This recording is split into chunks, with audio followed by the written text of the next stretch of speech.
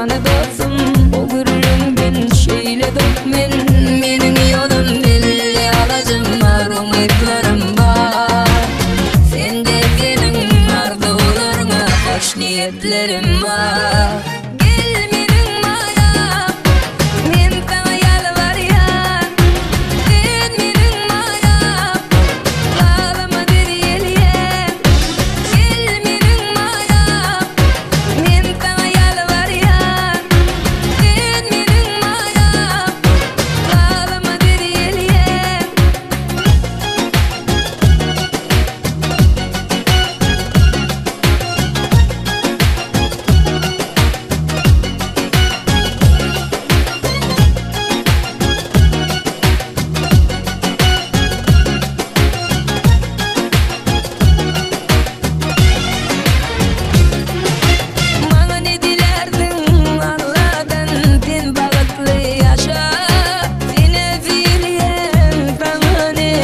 Menin canımda karıştığımda yüz vermeli bir yer dosyarlığım var o.